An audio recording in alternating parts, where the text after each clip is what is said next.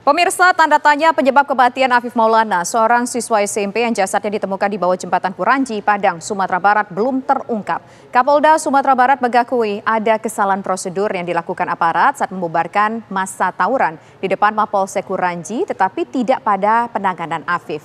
Sementara Kompolnas menemukan sejumlah fakta-fakta yang saling silang dengan keterangan yang tengah dikumpulkan. LBH Padang pun berharap kebenaran atas kematian Afif ini tersibak.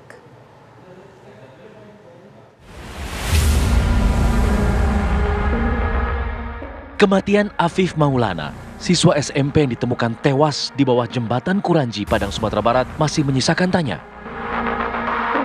Pernyataan terbaru Kapolda Sumatera Barat, Irjen Pol Suharyono, mengakui ada kesalahan prosedur yang dilakukan aparat saat membubarkan massa tawuran di depan Mapolsek Kuranji.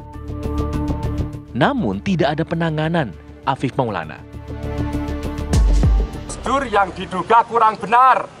Sehingga kenapa Propam kami turun dan memeriksa 45 anggota. Jelas, mohon izin, jelas ada 45 anggota kami di Polsek Kuranji yang kami periksa. 7 dari Polresta dan sisanya dari Sabara Polda. Ada 45 yang kami periksa di Propam Polda terkait dengan kejadian di Mapolsek Kuranji. Saya ulangi lagi, ada 45 personil anggota kami yang kami periksa oleh Propam berkaitan dengan 18 orang yang diperiksa di Polsek Kuranji. Kalau yang di atas jembatan sesuai prosedur, kalau yang di Polsek Kuranji ada yang melampaui kewenangan anggota yang bersangkutan. Senada dengan Kapolda Sumbar, Kompolnas yang meninjau langsung lokasi penemuan jasad Afif menyebut ada SOP yang dilanggar saat pembubaran aksi dan berencana menggali informasi dari sejumlah saksi. Fakta-fakta yang tengah dikumpulkan Kompolnas didukung dengan pembuktian yang akurat, termasuk dari hasil otopsi jasad korban. Olah TKP dan keterangan saksi kunci yang ditemukan adalah ketika Adit terjatuh mencari handphonenya, dia sempat diajak oleh korban untuk lari terjun ke sungai, tapi korban Adit tidak mau. Tapi ketika Adit ditangkap, korban sudah tidak ada, dan petugas yang menangkap Adit tidak melihat kalau di situ ada korban. Inilah fakta-fakta yang kemarin diungkapkan. Dan sekali lagi tentunya kita semua ingin apa yang disajikan adalah fakta yang didukung dengan pembuktian yang akurat. Bukan asumsi, bukan kira-kira, bukan dugaan. Yeah. Nah, soal masalah apakah ini terjun atau kepleset jatuh, kemudian apakah ada yang membuang dan sebagainya, kemarin ahli forensik juga sempat menjelaskan kalau terjun itu yang rusak atau pecah kepalanya, kalau kakinya dulu kakinya patah, ternyata tidak, kakinya tidak patah, kepalanya tidak rusak, kemungkinan apakah terpleset dan sebagainya. Nah, inilah yang kemarin didapat dan ini proses masih berjalan. Dan tadi kalau disampaikan soal SOP dan sebagainya adalah masalah penanganan Adit di TKP ditangkap. Nah, di situ petugas tidak melihat adanya korban di situ. Nah, kalau masalah penanganan tawurannya sendiri, itu yang disampaikan bahwa terjadi pelanggaran SOP memang sudah diakui hasil pemeriksaan, terjadi kekerasan, penganiayaan, seperti disetrum, kemudian disulut rokok, ditampar, ditendang, dan sebagainya. Baik. Ini sementara berproses, untuk nanti sesegera mungkin akan diajukan ke sidang kode etik. Sementara LBH Padang akan mencari pendapat lain untuk mengungkap secara pasti penyebab kematian Afif Maulana. LBH Padang bersama Komisi Perlindungan Anak Indonesia juga meminta LPSK segera melindungi para saksi. Kami juga kemudian melihat dari trauma di tubuhnya Dan kami sempat berdiskusi sama beberapa dokter forensik, kalau orang jatuh dari jembatan 50 meter dan airnya cuma 50 cm itu kira-kira biasanya pengalaman dokter forensik melihat itu bagaimana? Dan kemudian dokter forensik mengatakan ke kami beberapa dokter ya. Secara diskusi informal, mereka mengatakan bahwa biasanya kepalanya pasti banyak pecah dan banyak-banyak remuk-remuk lainnya begitu ya, fraktur lah bahasa mereka, patah-patah begitu. Ini kan anak Afif Maulana itu nggak begitu posisinya, kepalanya aman, kakinya aman, tetapi dia itu masih ada ini ya, tulang rusuk sebelah kanan belakangnya itu dalam likat ini, yang kemudian ada 6 yang patah lalu nyasar kena ke paru-parunya begitu.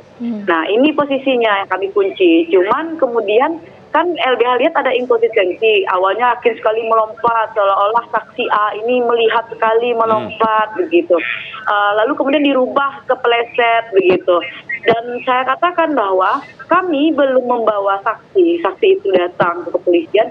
Satu, kami sudah kecolongan soal saksi A itu. Saksi A itu sehari sebelum itu datang ke kantor kami dan mengatakan dia melihat sendiri saat Afif Maulana ini dikerumuni polisi begitu.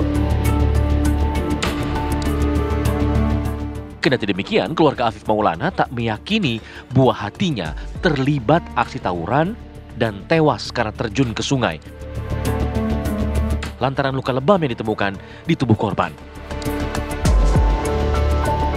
Nggak yakin saya, Bang. Saya nggak ngelihat anak saya itu nakal gitu, nggak ada. Itu pun dia juga penakut orangnya, nangis iya juga, gampang nangis, sakit demam aja dia nangis, sakit kepala, sakit perut dia nangis tuh, harus dicepat diobat. Jadi nggak yakin saya ikut-ikut tawuran gitu, Bang. Lantas, benarkah tak ada kesalahan prosedur penanganan korban Afif Maulana di Jembatan Kuranji, Padang, Sumatera Barat? Tim TV One mengabarkan.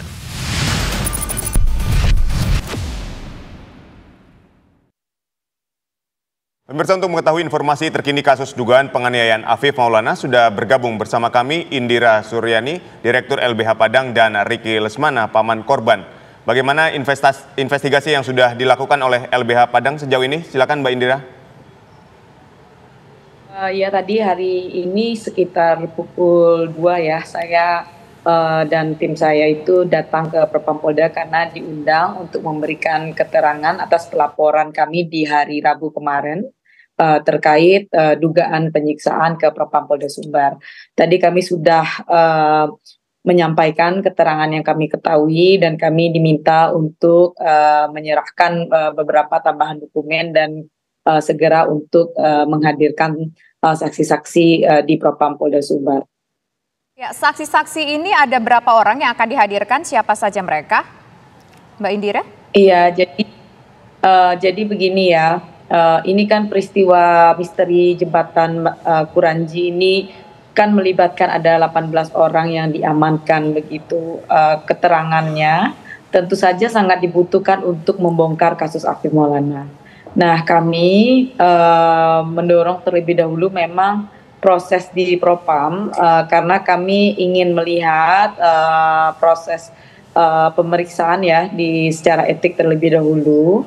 Dan kemudian baru kemudian kami akan mendorong proses pidananya. Sampai saat ini saya hanya kemudian tidak bisa memberikan banyak informasi tentang itu. Kami sedang siapkan. Tentu saja kemudian BH menyambut baik sikap Propam yang menyegerakan untuk merespon laporan LBH di hari Rabu kemarin. Baik, di Polsek Kuranji ini kan terjadi penyiksaan dan penganiayaan. Selain keterangan saksi, bukti apa saja yang dimiliki oleh LBH Padang saat ini, Mbak? Kami kan sebelumnya ketika datang itu sudah memberikan foto-foto begitu ya, foto-foto dugaan penyiksaan itu, dan juga ada tim dari LBH yang memang bertemu dengan anak-anak itu ya, sekitar ada 7 orang bertemu dengan anak-anak itu, dan kami mendengar, mengidentifikasi cerita-cerita mereka begitu. Foto-foto itulah yang kemudian kami laporkan ke Propam dugaan pelanggaran penyiksaan itu sejak awal di hari Rabu itu sudah kami berikan dan sudah kami berikan juga kronologisnya. Hari ini saya diperiksa memberikan keterangan terlebih dahulu bersama tim saya untuk kemudian memberikan informasi yang lebih detail lagi. Tadi pemeriksaan berjalan dari jam setengah 12 sampai jam 3. Dan kami dimintai oleh Propam untuk menyegerakan menyiapkan dokumen-dokumen tambahan dan juga menyegerakan untuk pemeriksaan saksi. Baik, sekarang saya ingin ke Bang Ricky Lesmana. Kita ingin tahu respon dari pihak keluarga mengenai bahwa diyakini oleh aparat berwajib bahwa meninggalnya Afif ini bukan karena akibat penganiayaan oknum polisi, tetapi karena memang yang bersangkutan terjun dari jembatan Kuranji. Pihak keluarga tidak mempercayai ini. Kemudian apa yang akan dilakukan oleh pihak keluarga? Apa yang kemudian dipersiapkan oleh pihak keluarga selain tentu berkoordinasi dengan LBH?